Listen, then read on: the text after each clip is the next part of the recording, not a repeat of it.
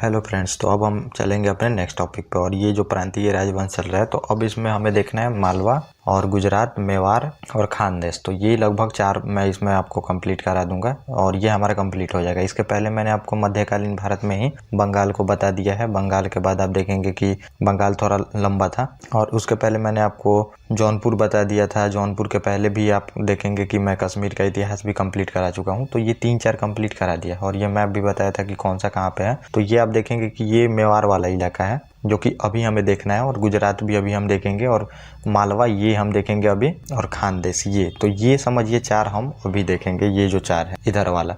और ये वाला हम देख चुके हैं, जो ये आप देख रहे हैं ये हम कंप्लीट कर चुके हैं, और ये हमें अभी कंप्लीट करना है। तो बंगाल मैंने आपको बता दिया है, बंगाल में ये सभी इलाके आते थे, और जौनपुर में ये इलाका आता था यूपी वाला, और कश्मीर जो कि कभी दिल्ली सल्तनत के अधीन में नहीं रहता है। और बाकी जो कॉन्सेप्चुअल चीज़ें थी वो मैंने बताया था पिछली वीडियो में कि कैसे कैसे फिर ये इंडिपेंडेंट होती हैं। जो मोहम्मद बिन तुगलक रहता है, तुगलक डायनेस्टी का, वो फिर उसकी बहुत सारी जो नीतियाँ रहती हैं वो गलत तरीके से इम्पैक्ट करती हैं, और इकोनॉमिक वहाँ पे क्राइसिस आती है, और धीरे धीरे सैनिक भी उनका जो स्ट्रेंथ है वो नीचे गिरते जाता है। और सैनिक स्ट्रेंथ जब नीचे गिरते जाता है, उसके बाद फिरोज शाह तुगलक आता है, वो भी ज़्यादा रिफॉर्म कर नहीं पाता, और जो एरिया इंडिपेंडेंट होने लगती हैं उनको जोर के साथ में नहीं रह पाता है। और बाद में महमूद के शासनकाल में देखेंगे कि जो तैमूर आक्रमण करता है, तो तैमूर के आक्रमण से जो दिल्ली सल्तनत रहती है पूरी तरह से वहाँ पे बेइज्जती भी होती है इन लोगों की, और जितने भी स्टेट रहते हैं इनके स्वतंत्रता की घोषणा कर देते हैं। इन्हीं के नोबल जो थे सूबेदार और इक़्तेदार, ये अपने अपने स्वतंत्रता की घोषणा कर देते हैं यहाँ पे। तो ये होता है, तो फिर वही हमें प्रांतीय राज्य देखना पड़ता है। अगर इसके पहले वाला वीडियो आप लोग देखेंगे और सीक्वेंस फॉलो करें, डिस्क्रिप्शन में लिंक दिया गया है, वहाँ से आप सीक्वेंस में देखेंगे तो बहुत ही आपको अच्छा से और बहुत ही कॉन्सेप्चुअल वे में चीज़ें समझ में आएंगी। और इसके बाद हमें मुगल सल्तनत की शुरुआत करना है, और इससे पहले मैं आपको भक्ति, सूफी और जितने ये प्रांतीय राजवंश है, विजयनगर, बहमनी, दिल्ली सल्तनत, प्रशासन, जितने भी वंश चले हैं, वो राइज ऑफ इस्लाम और इस्लाम का आक्रमण कैसे कैसे शुरू होता है, मोहम्मद बिन कासिम, मोहम्मद गजनबी, गोरी, कुतुबुद्दीन ऐबक, सबके बारे में मैं बता दिया हूँ, तो कैसे फिर वहाँ पे दिल्ली सल्तनत की स्थापना होती है। तो ये इतनी चीज़ें कंप्लीट हो गई। तो अब हम जल्दी जल्दी इसमें देख लेते हैं, क्योंकि हमें 4 वंश हैं, मतलब 4 समझिए कि प्रांतीय राजवंश इसमें देखना है, तो ये कंप्लीट हमारा करना होगा। तो पहला हम इसमें देखेंगे मालवा को। जो मालवा का मैंने आपको इंपॉर्टेंट जो एमपी वाला इलाका आज देखेंगे आप, वहीं पे मालवा उस टाइम देखने को मिलेगा। तो पहले हम देखेंगे कि जो मालवा रहता है, तो इन्हीं का देखेंगे, ये दिल्ली सल्तनत के ही कब्जे में रहता है। कब से कब्जे में रहेगा, जब देखेंगे अलाउद्दीन खिलजी रहता है, उसके टाइम से ही मालवा इनके कब्जे में रहता है दिल्ली सल्तनत के। लेकिन दिलावर खां एक इन्हीं का नोबल रहता है दिल्ली सल्तनत वाले का। 1401 ईस्वी में क्या करता है दिलावर खां, इसकी स्वतंत्रता की घोषणा कर देता है,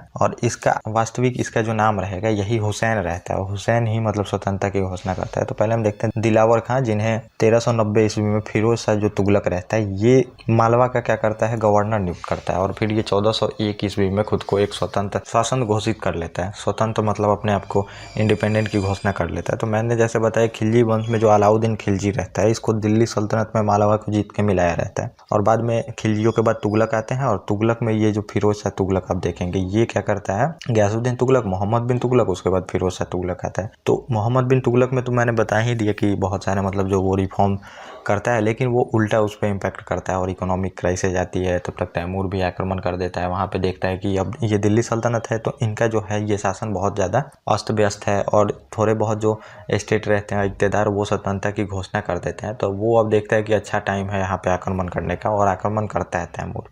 और खिलजी खां वहाँ पे देखेंगे वो बुलाता भी है उसको, तो वो सब मैं बता चुका हूँ पहले। और फिर इसके बाद देख रहे हैं फिरोज शाह तुगलक के शासनकाल में, तो ये पूरी तरह स्वतंत्रता की घोषणा कर देता है मालवा। तो फिरोज शाह तुगलक के शासनकाल में नहीं आया रहता है तैमूर, ये भी आप याद रखिएगा। तैमूर महमूद के शासन में आता है, 1398 ईस्वी में आता है। तो उसी टाइम उसके बाद मतलब बहुत कमजोर ये हो गए रहते हैं, तो फिर ये लोग अपने अपने स्वतंत्रता की घोषणा ये कर देते हैं। तो वही जो मैंने बता दिया, 1401 ईस्वी में जो दिलावर खां रहता है, इसका वास्तविक नाम हुसैन रहता है, यही स्वतंत्रता की घोषणा कर देता है मालवा की। और ये जो हुसैन शाह रहता है, तो इसको क्या करता है, जो ये फिरोज रहता है, तो पहले करता है कि जितने विद्रोह होते रहते हैं उसको दबाने के लिए भेजता है, और विद्रोह दबाने के चक्कर में जो हरिहर बुक्का देखेंगे कि उसको विद्रोह दबाने के लिए ही भेजा जाता है। जो दक्कन में विद्रोह होते रहते हैं और फिर वो अपने आप की स्वतंत्रता की घोषणा कर देते हैं, वैसा ही ये करता है। ये भी अपने स्वतंत्रता की घोषणा कर देता है और ये उसका अवसर उठा के स्वतंत्र जो शासक होता है ये बन जाता है यहाँ का। जो मैंने बताया कि विद्रोह तो होते रहते हैं क्योंकि शासक जो है वो कमज़ोर हो चुका है, इकोनॉमिकली उतना स्ट्रेंथ नहीं है, और इकोनॉमी आपका जब भी डिक्लाइन होगा तो वहाँ पे सैनिक पे भी इम्पैक्ट पड़ेगा, सैनिक का पावर भी कम होता है, तो सैनिक भी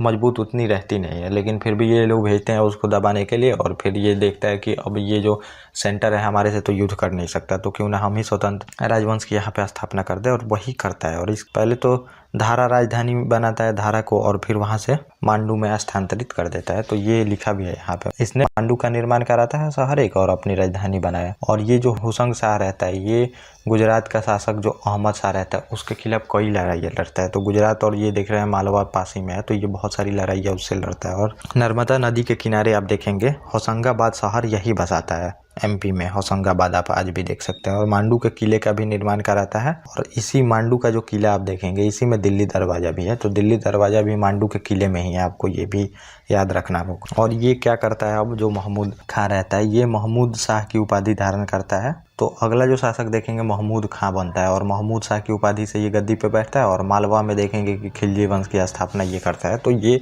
अब खिलजी वंश की स्थापना करता है महमूद शाह जो रहता है। मतलब दूसरा वंश चल रहा है, टेरिटरी तो वही है लेकिन वंश बदल गया यहाँ पे। और महमूद शाह का फिर देखेंगे कि शासनकाल में ये चित्तौड़ पे आक्रमण करता है, तो ये अभी लिखा भी होगा इसमें। तो ये जो रहता है महमूद शाह प्रथम रहता है, ये भी आप लोग ध्यान में रखिएगा, ये प्रथम रहता है और ये यहाँ पे दूसरा आएगा महमूद शाह। तो इसके काल में ही देखेंगे कि ये क्या करता है कि जो 1443 ईस्वी में चित्तौड़ पे आक्रमण कर देता है, और वहाँ पे शासन राणा कुंभा का रहता है, और राणा कुंभा का शासनकाल रहता है। और यहाँ पे ये कंफर्म नहीं होता कि जीतता कौन है, क्योंकि ये भी किला का निर्माण कराते हैं और राणा कुंभा भी किला का निर्माण कराते हैं वो अपने जीत के उपलक्ष्य में। क्योंकि देखेंगे विजय स्तंभ का निर्माण कराते हैं राणा कुंभा, और विजय स्तंभ को ही कृति स्तंभ बोला जाता है। और वो भी निर्माण कराता है और बोलता है कि मतलब जीत का दावा करते हैं अपने। लेकिन समझिए कोई स्पष्ट यहाँ पे विवरण नहीं है कि कौन यहाँ पे जीतता है। और विजय स्तंभ को आपको पता ही है कि हिंदू देव शास्त्र जो रहता है उसका चित्रित कोष भी कहा जाता है जो विजय स्तंभ है। तो उसके बाद मैं बताऊंगा आपको मेवाड़ का जब इतिहास आपको बताऊंगा वहाँ पे। और 1511 में इसकी मृत्यु हो जाती है, और इसके छोटे भाई जो आजम हुमायूं ने उत्तराधिकारी बनता है। तो आजम हुमायूं जो रहता है, हुमायूं मुगल काल का आप मत समझिए, ये अलग हुमायूं है। तो ये यहाँ पे शासक बनता है जिसने महमूद शाह द्वितीय की उपाधि धारण की। तो ये जो हुमायूं रहता है यही महमूद शाह द्वितीय की उपाधि धारण करता है, जो कि ये यहाँ पे है शासक महमूद शाह द्वितीय। अगला शासक बनता है महमूद शाह के नाम से, महमूद शाह द्वितीय के नाम से ये अगला शासक बनता है। और इसके शासनकाल में आप देखेंगे क्या होगा, गुजरात का शासक बहादुर शाह के साथ इसकी दुश्मनी थी क्योंकि ये लोग तो पास ही में थे। और 1531 ईस्वी में होता क्या है कि उसके द्वारा पराजित भी होता है जो बहादुर शाह रहता है, और फिर उसके बाद वो मारा जाता है। तो ये महमूद शाह जो द्वितीय रहता है ये मारा जाता है। और उसके बाद आप देखेंगे कि कादिर शाह भी आता है, मालवा पर शेर शाह सूरी ने भी आक्रमण किया था। उसके बाद जो मुगल शासक आप देखेंगे शेर शाह सूरी, और बाज बहादुर भी आता है। इसके बाद देखेंगे बाज बहादुर और रूपमती की प्रेम कहानी भी आप सुनेंगे। बाज बहादुर और उनकी प्रेम कहानी बहुत ही प्रसिद्ध है, आप देखेंगे बाज बहादुर और रूपमती। तो ये मैं अलग से अगर आप बोलेंगे तो वीडियो इस पर बना दूंगा, लेकिन उतना इंपॉर्टेंट हमारे एग्जाम के लिए नहीं है। तो अभी जो हमारा है स्पेसिफिक हम एग्जाम को टारगेट कर रहे हैं, तो ये सब चीज़ें अभी हम नहीं देख सकते इसमें। और फिर क्या होता है कि महल जो रूपमती का महल भी है ये बाज बहादुर जो रहता है निर्माण कराता है नसरुद्दीन शाह द्वारा। इसी के शासनकाल में, बाज बहादुर के शासनकाल में इसका ये निर्माण होता है महल का, रूपमती का महल जो रहता है। और इसको जो बाज बहादुर रहता है मालवा का अंतिम स्वतंत्र शासक माना जाता है। फिर उसके बाद देखेंगे इसके शासनकाल में ही अकबर जो रहता है मालवा को, जो मैंने बताया गुजरात राज्य का तो कब्जा हो ही जाता है, लेकिन फिर ये लोग स्वतंत्र तो महमूद शाह द्वितीय रहता है उसके शासनकाल में ही, उसके बाद देखेंगे स्वतंत्र हो जाता है। ज़्यादा दिन तक गुजरात कब्जा में रख नहीं पाता है इसको। फिर 1531 से लेकर समझिए 37 तक अधीन रहता है गुजरात के, फिर स्वतंत्रता की घोषणा कर देता है। और फिर ये लोग बाज बहादुर और रूपमती देखते हैं ये लोग लड़ते रहता है। और फिर बाज बहादुर के ही शासनकाल में देखेंगे जो मुगल बादशाह अकबर रहता है ये मालवा और गुजरात दोनों को अपने साम्राज्य में मिला लेता है। तो दोनों का यहाँ पे कहानी खत्म हो जाता है। तो रूपमती का बहुत वहाँ पे फेमस कहानी है, तो वो मैं अगर आपको कभी वीडियो चाहिए होगा तो बताइएगा, लोग मैं बना दूंगा उस पर। तो ये मालवा यहाँ पे ख़त्म हो जाता है हमारा। उसके बाद हमें देखना होता है गुजरात के बारे में। तो ये भी स्वतंत्र शासक ही रहते हैं। गुजरात का जो स्थापना करता है तो ये देखेंगे गवर्नर काफर खां इसका नाम है, इसको जफर खां भी बोला जाता है। तो जफर खां ही आप याद रखिए। और ये कब स्वतंत्रता की अपनी घोषणा करता है, तो पहले ये दिल्ली सल्तनत के अधीन में ही रहता है। और जब तैमूर का आक्रमण होता है तो मैंने बताया तैमूर के आक्रमण से ही खुद को सब स्वतंत्र घोषित करने लगते हैं। तो फिर ये स्वतंत्रता की घोषणा कर देता है, खुद को मतलब स्वतंत्र घोषित कर देता है, क्योंकि दिल्ली सल्तनत जो केंद्रीय व्यवस्था देखेंगे पूरी तरह से कमज़ोर हो गई रहती है। और फिर ये जो जफर खां आप देखेंगे तो ये इसको जो मोहम्मद बिन तुगलक रहता है ये उसका सूबेदार नियुक्त किया रहता है गुजरात का, और यही फिर स्वतंत्रता की घोषणा कर देता है यहाँ पे। और 1407 ईस्वी में देखेंगे मुजफ्फर शाह की उपाधि धारण कर और मुजफ्फर ने मालवा के सुल्तान हुसैन को पराजित किया और फिर उसकी राजधानी जो रहती है धार पे कब्जा कर लेता है। तो मैंने बताया है कि धार उसकी राजधानी रहती है। और हुसैन शाह कौन रहता है आप देखेंगे, दूसरा शासक रहता है मालवा का, दिलावर खां रहता है और दिलावर खां के बाद हुसैन शाह आता है। तो ये मैंने आपको बताया ही था। तो इसको हराता भी है और इसका फिर जो धार राजधानी रहती है उस पर कब्जा भी ये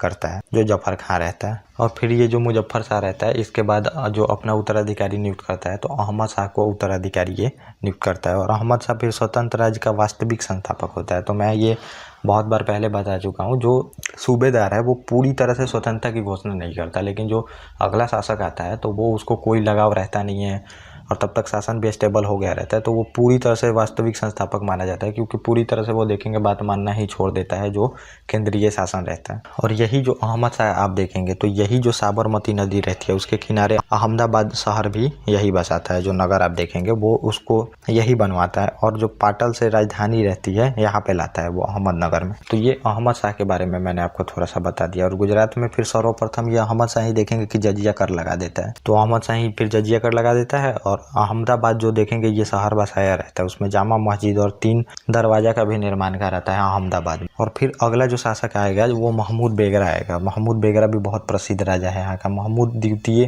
का पुत्र रहता है ये। आगे जो शासक होता है महमूद द्वितीय उसका फिर ये पुत्र रहता है। फतेह खां को शासक फत ने अबुए फत उपाधि देता है और फिर ये इसी को इतिहास में देखेंगे कि महमूद बेगरा के नाम से जाना जाता है। तो अबुए फत इसकी उपाधि रहती है। फिर बाद में ये जो रहता है महमूद शाह बेगरा के नाम से प्रसिद्ध होता है और ये सबसे प्रसिद्ध राजा रहता है और महान शासक भी रहता है ये। और ये जो रहता है देखेंगे महमूद बेगरा ये पुर्तगालियों के खिलाफ लड़ाइयाँ लड़ी, मिस्र से बड़े पैमाने पे ये समर्थन लेता है, क्योंकि अगर आपको लड़ना है विदेशियों से तो वहाँ पे समर्थन लेना ही पड़ेगा। जो कि आप देखेंगे जब मैं आपको बताऊंगा मॉडर्न इंडिया हिस्ट्री तो उसमें देखेंगे अंग्रेजों के लिए फिर फ्रांसीसियों से मदद लेना, फ्रांसीसियों के लिए अंग्रेजों से मदद लेना, और बाद में जाके वो फिर जो यहाँ के शासक होते हैं उनको पे करना पड़ता है, क्योंकि वो लोग यहाँ के शासकों के साथ तो लड़ते थे लेकिन यहाँ के शासक के खिलाफ ही लड़ते थे, जो कि फिर यहाँ के शासक डिक्लाइन हो गए और बाद में उन्हीं का शासन स्थापित हो गया। तो ये चलता, लेकिन वो उसके प्रभाव की जांच नहीं करा सका जो पुर्तगाली रहते हैं। लड़ाई लड़ता है लेकिन अभी ये लोग उस टाइम जो अपने में बिजी थे, अभी उस टाइम जब पुर्तगाली, फ्रांसीसी, डच, अंग्रेज ये सब अपना प्रभाव बढ़ा रहे थे तो ये लोग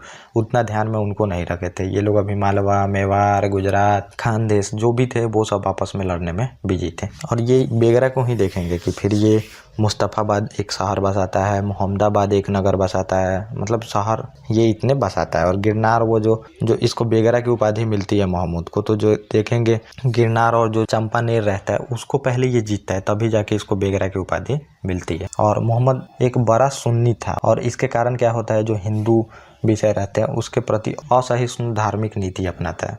तो फिर वहाँ पे हिंदुओं पे जो अत्याचार है तो वो तो चलते रहता था, वो आपको पता ही है, अत्याचार और ये सब। उस टाइम इतना जो नैतिकता, मॉरल ये सब चीज़ें थी नहीं थी वहाँ पे। और फिर होता क्या है, मुजफ्फर शाह आता है अगला जो शासक होता है अपनी वजीर मेदिनी राय के खिलाफ। तो फिर ये मालवा पे मतलब कि जो है ये लोग मालवा को जीतना चाहते हैं, मालवा से इनका और मेवाड़ से भी इनका लड़ाई चलता था गुजरात का, ये मैंने बता ही दिया। तो फिर इसका ही वजीर रहता है मेदिनी राय, इसके नेतृत्व में युद्ध होता है। और फिर क्या होता है, महमूद खिलजी वहाँ का शासक रहता है और मांडू पे ये लोग अपना अधिकार कर लेते हैं। मांडू जो राजधानी ये बनाया रहता है, तो ये मैंने ऊपर बता ही दिया। 1931 में ये मालवा पर भी विजय प्राप्त करता है और मेवाड़ की जो राजधानी रहती है चित्तौड़ को भी लूटता है। तो मालवा से भी युद्ध करता है, इधर फिर चित्तौड़ जो रहती है मेवाड़ की राजधानी उसको भी लूटता है। मालवा को तो विजय कर ही लेता है, मैंने जैसा ऊपर बताया ही था। उसके बाद मालवा जो रहता है 1931 से लेकर 37 तक गुजरात के ही नियंत्रण में रहता है। फिर स्वतंत्र ये लोग कर लेते हैं मालवा वाले। और फिर चित्तौड़ से भी युद्ध करता है और चित्तौड़ पे भी लूट मचाता है ये, मतलब मेवाड़ से समझिए। और फिर होता क्या है, इसके बाद देखेंगे जो 1572 रहता है, इसमें मुगल साम्राज्य जो अकबर रहता है ये फिर गुजरात को जीत लेता है। तो ये यहाँ पे गुजरात का इतना इतिहास रहता है। तो ये गुजरात भी यहाँ पे हमने देख लिया। और अब यहाँ पे बचता है आपका मेवाड़ और खानदेश, 2 बचते हैं इंपॉर्टेंट, ये हम देख लेते हैं। तो मेवाड़ में भी आपको मतलब अभी तो बहुत बड़ा इतिहास है मेवाड़ का, इतना तो समझिए कि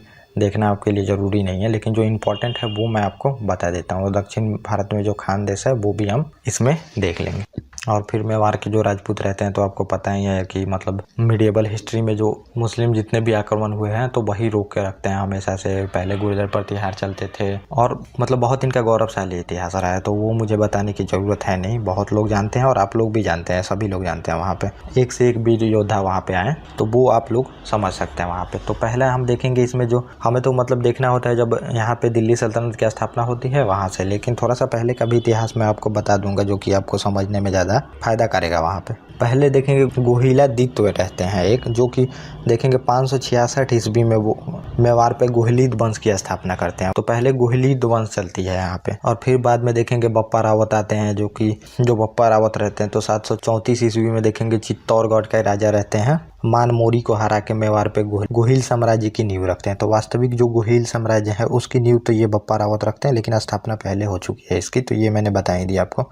और फिर ये सोने के सिक्के चलवाते हैं और इष्ट देव की यहाँ पे पूजा होती रहती है इन लोगों के, और कैलाशपुरी जो मंदिर यही बनवाते हैं। बाद में इसी मंदिर के जो निकट में गांव रहती है, गांव का नाम आप देखेंगे कि नागदा रहता है, वहाँ पे इनकी मृत्यु हो जाती है बप्पा रावत की। फिर इसके बाद जो शासक देखेंगे इसी में बनते हैं अल्लट या फिर आलू राव उनका नाम रहता है, ये बनते हैं शासक। और फिर इनका देखेंगे कि आहार को अपनी राजधानी बनाते हैं। और फिर इसके बाद जो अगले शासक आएंगे देखेंगे रण सिंह या फिर जो उनको आप कर्ण सिंह बोलते हैं वो शासक आते हैं। तो इस टाइम तक हम देखेंगे 1158 ईस्वी तक हम पहुंच गए हैं। मतलब रण सिंह का जब शासनकाल या फिर कर्ण सिंह आप लोग बोलते हैं उनका शासनकाल आता है तो 1158 ईस्वी तक इनका शासनकाल रहता है। और फिर यहीं पे जो गोहिल शाखा रहती है ये दो भागों में टूट जाती है। जो गोहिल साम्राज्य रहेगा ये दो भागों में टूट जाता है।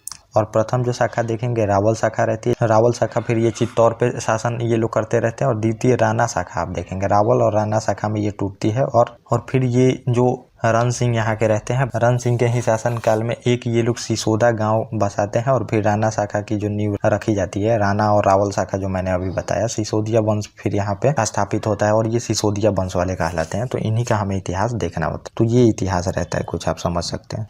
और उसके बाद भी आप देखेंगे कि जैन सिंह शासक आते हैं, तेज सिंह आते हैं शासक। फिर उसके बाद देखेंगे कि सरम सिंह शासक आते हैं। उसके बाद रावल रतन सिंह आते हैं। उसके बाद राणा हमीद देव आते हैं जो कि 1326 से लेकर 1363 तक शासन करेंगे। फिर उसके बाद देखेंगे राणा लाखा सिंह आते हैं, लक्ष सिंह भी इनको बोला जाता है। तो ये 1382 से लेकर 1421 तक शासन करते हैं। राणा मोकल आते हैं। और फिर राणा कुंभा भी आते हैं 1433 से लेकर 1468 तक इनका शासनकाल आप देखेंगे। तो बहुत सारे शासक आते हैं। फिर राणा सांगा भी आएंगे तो इनका भी युद्ध भी देखेंगे कि बहुत युद्ध होता है राणा सांगा और बाबर के बीच में। उसके बाद आप देखेंगे कि राणा उदय सिंह आएंगे। उसके बाद महाराणा प्रताप आएंगे जो हल्दी घाटी का युद्ध अकबर के साथ। फिर अमर सिंह प्रथम आएंगे। फिर उसके बाद कर्ण सिंह आएंगे। फिर जगत प्रथम आएंगे। और बाद में मुगलों में ये लोग मतलब उतना ये लोग लड़ते नहीं है। फिर देखेंगे कि मुगलों की अधीनता ये लोग स्वीकार कर लेते हैं। तो ये इनका कुछ मतलब ओवरऑल ये है। तो इसमें हमें ज़्यादातर देखना नहीं है। गुहलोत परिवार की बड़ी जो शाखा रहती है जो मैंने आपको बताया, सदस्य राणा रतन सिंह रहते हैं जो कि मेवाड़ पर शासन किया इन्होंने। तो यही मेवाड़ पे शासन करते हैं जो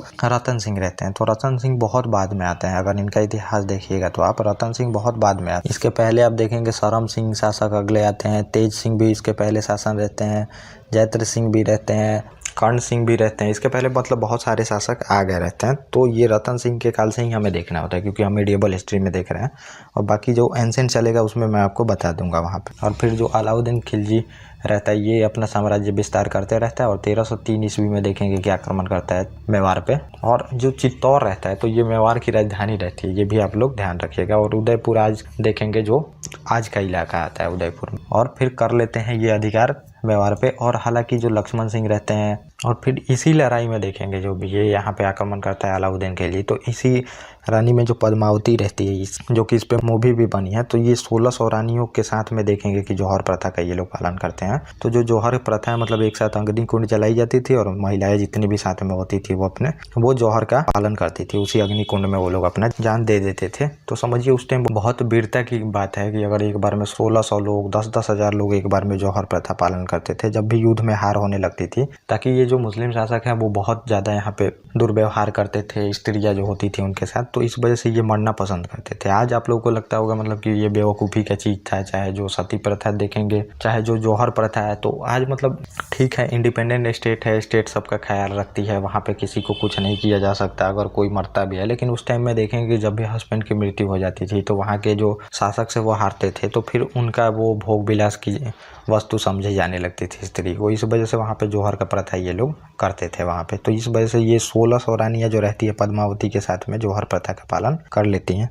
और ये मोहम्मद जो जायसी है, मलिक मोहम्मद जायसी, उसका जो पद्मावत ग्रंथ है उसी के अनुसार इस युद्ध का वर्णन मिलता है हमें। और इसके तहत उसमें पद्मावती ग्रंथ में तो ये बताया गया है कि उसी के मतलब चाहत में ये आक्रमण करता है, लेकिन वो नहीं रहता है। अब पॉलिटिकल समझिए कि उसको साम्राज्य विस्तार करना होता है। तो अमीर खुसरो के कारण भी हमें इसके इतिहास का पता चलता है। जो अमीर खुसरो है उसके इतिहास में भी ये देखने को मिलता है। अमीर खुसरो तो समझिए कि सन्न रह जाता है जब वो देखता है कितनी स्त्रियाँ एक बार में जौहर का प्रथा करती हैं, तो वो मतलब कुछ अपने शब्दों में बयान नहीं कर पाता है कि कितनी वीरता है यहाँ पे और ये क्या हो रहा है यहाँ पे, वो नहीं समझ पाता है। और ये मतलब खिलजी के साथ में था। अमीर खुसरो जो था ये लेखक, ये खिलजी के साथ ही में था, युद्ध में आया रहता है। और फिर यहाँ पे ये क्या करता है, जो अलाउद्दीन खिलजी रहता है ये चित्तौड़ का नाम यहाँ पे बदल देता है। और चित्तौड़ का नाम बदल के देखेंगे कि खिर्ज खां के नाम पर इसका पुत्र रहता है खिर्ज खां, और खिजराबाद रख देता है। और वहाँ का शासक अपने पुत्र को खिर्ज खां को बना देता है। और चित्तौड़ जो रहता है इसको सौंप के दिल्ली फिर चला जाता है। और ये गहलोत की जूनियर शाखा के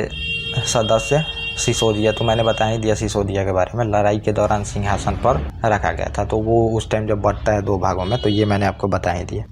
और फिर राणा हमीद देव आते हैं। इसके बाद हमीद देव देखेंगे कि हमीद देव यहाँ पे लिखा भी है। हमीद देव के पर्या शासन काल में ही ये जो फिर से देखेंगे चित्तौड़ और ये मेवाड़ वाला इलाका रहता है, ये अपनी स्वतंत्रता की घोषणा यहाँ पे कर देता है। उस टाइम देखेंगे अलाउद्दीन खिलजी भी जा चुका है, मर चुका है। और फिर यहाँ पे अब जो सिसोदिया वंश है ये स्थापना होती है। सिसोदिया वंश जो गहलोत की शाखा थी जो 2 भागों में बटा था, ये यहाँ पे अब सिसोदिया वंश की यहाँ पे स्थापना होती है हमीद देव द्वारा। अच्छे से हमीर नाम रहता है यहाँ पे, हमीर यहाँ पे हमीद के जगह पे कर देंगे जहाँ जहाँ हमीर। और फिर ये हमीद जो रहते हैं ये समझिए मोहम्मद बिन तुगलक को पराजित भी करते हैं। उसका युद्ध का नाम आप देखेंगे सिंगोरी का युद्ध रहता है, उसमें पराजित भी करते हैं मोहम्मद बिन तुगलक को। और फिर देखेंगे जो ये मोहम्मद बिन तुगलक, उसके बाद देखेंगे कि ये लोग असफल ही रहते हैं। उसके बाद कभी भी ये लोग चित्तौड़ पे समझिए कि कब्जा ये लोग नहीं कर पाते हैं। बाद में वहाँ पे फिर बाबर आएगा तो फिर चित्तौड़ और ये मेवाड़ वाले इलाकों पे युद्ध होगा। और इब्राहिम लोदी भी राणा सांगा से युद्ध करता है वहाँ पे, तो वो भी मैं आपको बताऊंगा आगे। लेकिन उसमें भी जीत की कोई दिखती नहीं है कि कौन जीतता है वहाँ पे, ये भी मैं आपको बताऊंगा। तो ये लोग फिर प्राप्त करने में ये यहाँ पे असफल रहे, कभी भी मतलब सफल नहीं होते हैं। फिर वहाँ पे बहुत दिनों बाद देखेंगे अकबर के शासनकाल के बाद जब महाराणा प्रताप आएंगे उसके बाद भी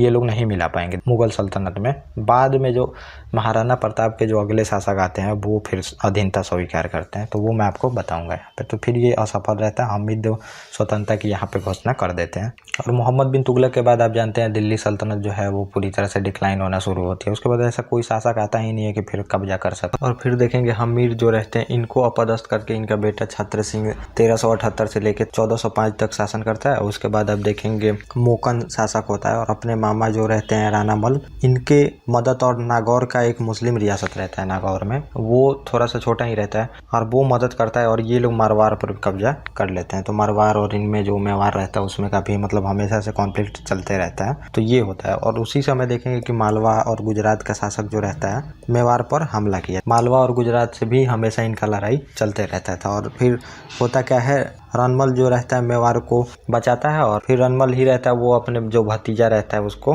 कुंभ को सिंहासन पर बिठाता है। और फिर ये जो कुंभ रहते हैं महाराणा कुंभा, ये फिर सारे विद्रोह को दबा देते हैं। तो ये यहाँ पे आपको देखने को मिलेगा महाराणा कुंभा, इन्हीं को महाराणा कुंभा बोला जाता है। इनका शासनकाल आप अगर देखेंगे महाराणा कुंभा का, तो ये 1433 से लेकर 1468 ईस्वी तक इनका शासनकाल चलता है। और मालवा के खिलाफ फिर इनकी सफलता के लिए एक स्मृति के रूप में उन्होंने चित्तौड़ के प्रसिद्ध जो कीर्ति स्तंभ रहता है उसका निर्माण कराते हैं। तो ये मैंने आपको बताया ही पहले कि ये लड़ाई होता है तो यहाँ पे महाराणा कुंभा का ही शासन रहता है। और वहाँ पे मालवा पे महमूद खिलजी का शासनकाल रहता है जो मैंने ऊपर आपको बताया। इस युद्ध में फिर ये कीर्ति स्तंभ का निर्माण कराते हैं जिसको विजय स्तंभ भी बोला जाता है। और इसकी ऊंचाई लगभग देखेंगे 120 फीट रहती है। और विजय स्तंभ की मतलब ये जो इनका आर्किटेक्चर है उसमें बहुत ही ये महत्व रखता है। और मेवाड़ में 84 दुर्ग रहता है मेवाड़ में, जिसमें से कि 32 दुर्ग महाराणा कुंभा द्वारा ही बनाया जाता है। तो दुर्ग बहुत ही इंपॉर्टेंट रहता है, टेक्टिकल सैनिक के लिए भी इंपॉर्टेंट रहता है और साथ में जहाँ लोग रहते हैं तो उसके लिए दुर्ग बहुत ही जरूरी रहता था। और फिर महाराणा कुंभा का ही देखेंगे पुत्र उदय रहता है, वो 1468 ईस्वी में इनकी हत्या कर देता है और इनका शासन यहाँ पे समाप्त हो जाता है। और कुंभलगढ़ शहर का निर्माण भी किया, चित्तौड़ के किलेबंदी को भी मजबूत करते हैं महाराणा कुंभा। तो बहुत मतलब प्रतापी शासक रहते हैं। यहाँ पे लिखा भी है 1473 में उनके बेटे उदय द्वारा हत्या कर दी गई। तो ये होता है यहाँ पे, कहीं कहीं आपको 1468 भी देखने को मिलेगा, कहीं कहीं पे ये 1473 भी देखने को मिल रहा है। तो ये रहता है। और अगले जो होते हैं सिंहासन पे जल्द ही उनके छोटे भाई रायमल जो रहते हैं उनका कब्जा होता है। रायमल जो रहते हैं ये 36 साल तक शासन करेंगे, देखेंगे ये 1473 से लेके 1509 तक इनका शासनकाल चलते रहता है। और फिर देखेंगे 1509 में राणा सांगा शासक बनता है और राणा सांगा भी बहुत इंपॉर्टेंट शासक है। और तीसरे बेटे जय सिंह को ईसाइयों द्वारा शासन के रूप में स्वीकार नहीं किया गया था। और फिर इनके जो उत्तराधिकारी होते हैं जय सिंह रहते हैं, इनको रईसों द्वारा शासन के रूप में नहीं स्वीकार किया गया था। और उसके बाद देखेंगे संग्राम सिंह उर्फ जो राणा सांगा रहते हैं ये शासक बनते हैं और 1509 से लेकर 1528 तक इनका शासनकाल चलता रहता है। ये खुद को एक महत्वाकांक्षी और योद्धा जैसा मतलब ये शासक घोषित करते हैं आपको। तो ये काफ़ी इंपॉर्टेंट शासक हैं राणा सांगा। और इनके पिता रायमल रहते हैं और माता सिंगेरी देवी रहती हैं। और इन्हीं के शरीर पे आप देखेंगे 80 घाव रहता है। मतलब ये ऐसा युद्ध लड़ते हैं, हमेशा युद्ध में जीतते रहते हैं, कोई भी युद्ध ये हारते नहीं है। और बाबर से देखेंगे बाद में ये हार जाते हैं।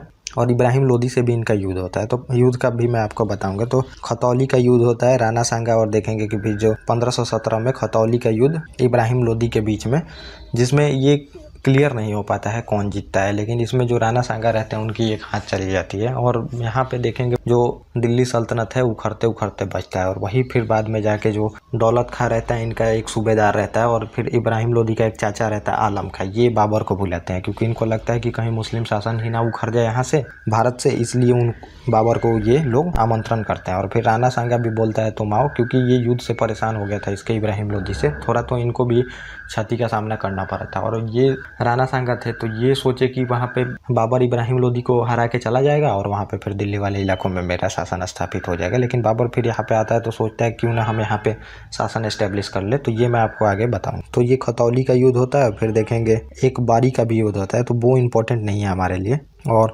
गागरौन के युद्ध में जो मालवा का शासक महमूद खिलजी रहता है उसको पराजित करता है। और बयाना का भी एक युद्ध होता है 1527 में। बाबर का एक बहनोई रहता है मेदनी ख्वाजा, उसको हराया था इन लोगों ने। लेकिन इंपॉर्टेंट जो युद्ध होगा वो देखेंगे खानवा का युद्ध होता है, तो ये मैं आपको बताऊंगा। तो मालवा और दिल्ली के पड़ोसी शासकों के खिलाफ इनका हमेशा से देखेंगे लड़ाई चलते रहता है और ये युद्ध कोई भी हारते नहीं है और काफ़ी वीर रहते हैं। और फिर अगला जो युद्ध होता है इंपॉर्टेंट देखेंगे, बाबर आ चुका है, इब्राहिम लोदी को हरा दिया है। उसके बाद बाबर का सबसे इंपॉर्टेंट यहीं पे युद्ध वो भी समझ चुका था और इब्राहिम लोदी तो 2 घंटे में हार चुका रहता है। इब्राहिम लोदी को बाबर की सेना जैसे मारती है, अफरा तफरी मचती है, वहाँ पे सभी सैनिकों को मार दिया जाता है इब्राहिम लोदी के, और वहाँ पे दिल्ली सल्तनत का शासन खत्म हो जाता है। लेकिन बाबर को पहले से ही पता रहता है मेन जो इंपॉर्टेंट युद्ध होने वाली है राणा सांगा से होने वाली है, और वही खानवा के युद्ध में ये लोग टकराते हैं दोनों साथ में और लड़ाई हुई। और इस लड़ाई में जो राणा सांगा रहता है वो हार जाता है। तो पहले ही जो युद्ध होता है इब्राहिम लोदी से, तो उसमें हाथ इसकी चली जाती है। फिर भी ये युद्ध से नहीं भाग रहा था, तो कैसे कैसे भी उसको जो उसके सूबेदार होते हैं इसको युद्ध से निकाल के ले जाया जाता है। लेकिन फिर भी ये मतलब युद्ध से जा नहीं रहा था। यहाँ पे राणा सांगा से खानवा का युद्ध होता है जिसमें बाबर देखेंगे कि जिहाद का नारा देता है, शराब पे प्रतिबंध लगा देता है, बहुत सारी चीज़ें करता है। सैनिकों को मोटिवेट करने के लिए वहाँ पे बहुत सारी चीज़ें इसके द्वारा की जाती है, तब जाके इसकी जो सेना रहती है वो जीत पाती है इन लोगों से। फिर भी बहुत भयंकर युद्ध होता है यहाँ जिहाद, वहाँ पे धर्म युद्ध का नारा दिया जाता है। और यहीं पे फिर तुलुगमा जो युद्ध पद्धति रहती है उसका उपयोग करता है। तोप और बंदूक काफ़ी वो लाया ही रहता है जो बाबर रहता है। तो इस युद्ध में आप देखेंगे कि राणा सांगा जो रहता है उसको एक तीर लग जाती है, उससे वो घायल हो जाता है। और फिर इनको युद्ध से निकाल के कैसे भी ले जाया जाता है बासवा गाँव में, इनको फिर वहाँ पे रखा जाता है। और फिर इन्हीं के साथी देखेंगे बाद में जो साथी रहते हैं जहर देके इनको मार देते हैं राणा सांगा को। तो ये मतलब राणा सांगा की कहानी रहती है। और बाकी जो है इंपॉर्टेंट वो आपको मैं वहाँ पे भी बताऊंगा। मेवाड़ का इतिहास, मेवाड़ की शक्ति बाद में घटती चली गई और देखेंगे आखिरकार ये लोग जो रहते हैं मुगल शासक जहांगीर के काल में अधीनता स्वीकार कर लेते हैं। तो अधीनता जहांगीर के शासन काल में इन लोगों को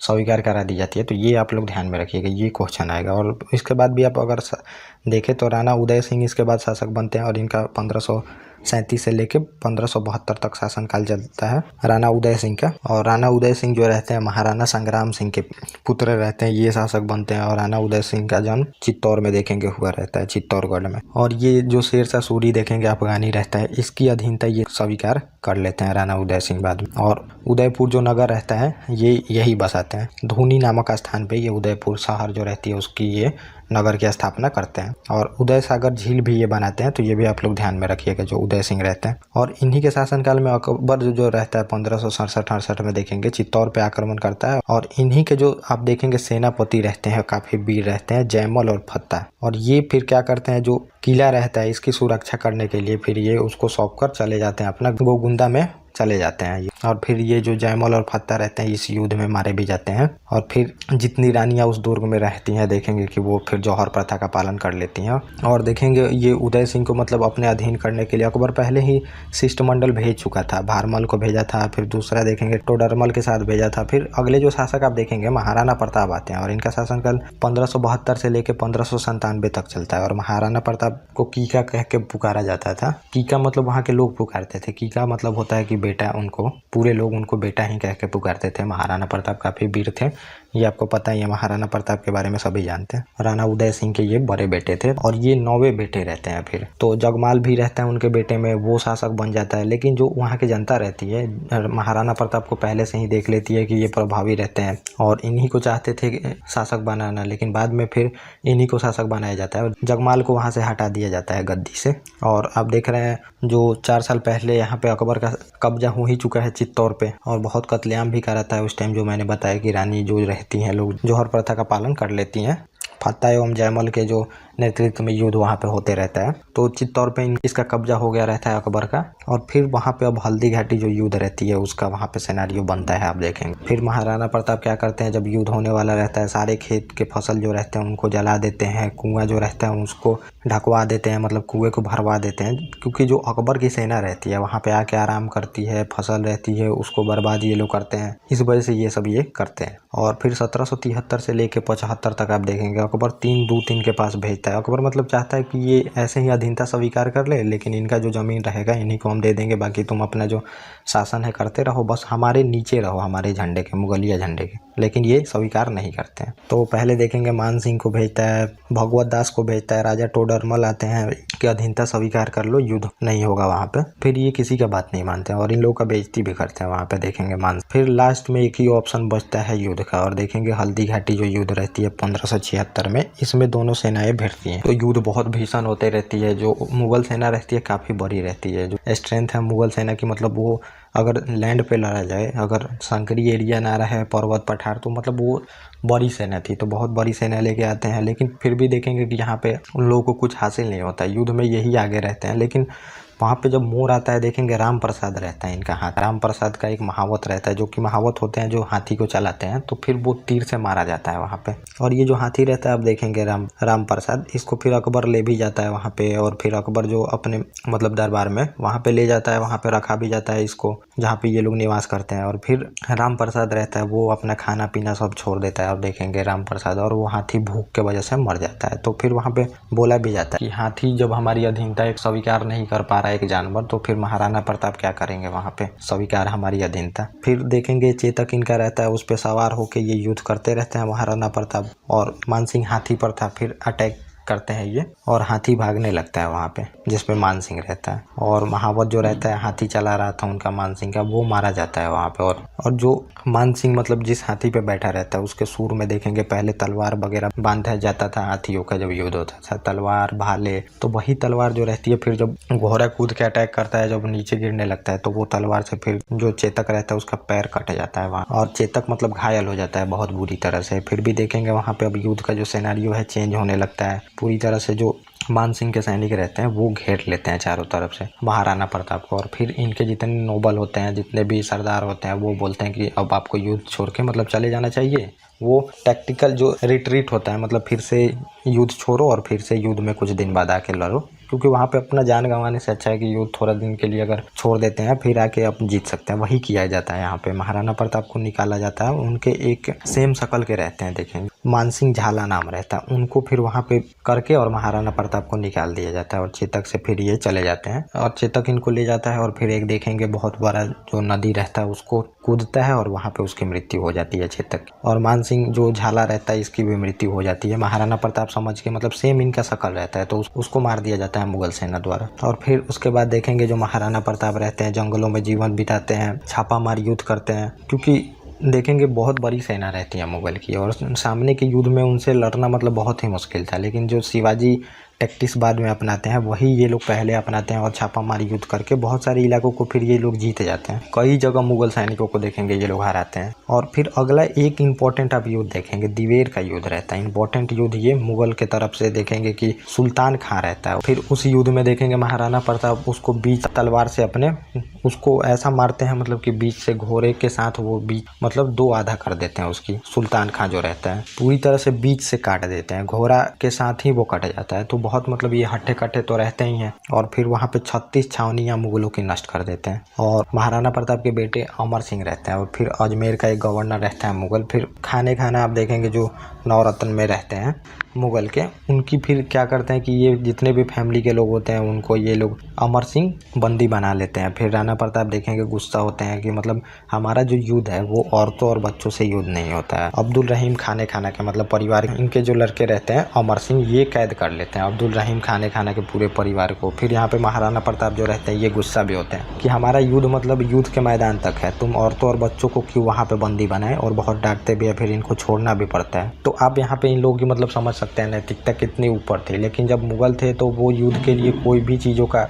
वहाँ पे इस्तेमाल करते थे, स्त्रियों के साथ बदसलूकी करना ये सब चीज़ें वहाँ पे चलती थी। तभी जौहरी और ये सती प्रथा जैसी कुरीतियाँ आई, कम उम्र में शादी कर देना ताकि फिर जो है मतलब लड़कियाँ उनके नज़र में ना आ पाए। और फिर देखेंगे 1596 में शिकार खेलते समय इनको चोट लगती है और धीरे धीरे इनकी मतलब बहुत बुरी तरह से वहाँ पे चोटिल होते हैं और बाद में धीरे धीरे इनका जो है हेल्थ डाउन होते जाता है और बाद में बीमार हो जाता है। फिर अकबर को भी ऐसा बोला जाता है कि सुन के रो दिया था, मतलब कि कोई अपने ज़मीन के लिए इतना चीज़ें सहता है, मतलब कभी भी मेरी अधीनता स्वीकार नहीं करी। जबकि देखेंगे अकबर के सामने सभी लोग अपना अधीनता स्वीकार करते जा रहे थे, बिना लड़े ही अधीनता स्वीकार वहाँ पे किया जाता था। लेकिन यहाँ पे देखेंगे महाराणा प्रताप अधीनता स्वीकार नहीं करते। लेकिन बाद के जो आते हैं शासक वो देखेंगे कि फिर मुगलों की जहांगीर के काल में अधीनता स्वीकार कर लेते हैं वहाँ पे, और अधीनता स्वीकार भी करते हैं। तो वो जितना भी लैंड होता है चाहे एरिया वो सब तो दे ही दिया जाता है मुगलों द्वारा, बस तुम राज करो, रहो मुगल झंडे के अंडर। तो ये होता है। तो ये हमने देख लिया मेवाड़ का इतिहास। अब हमें देखना है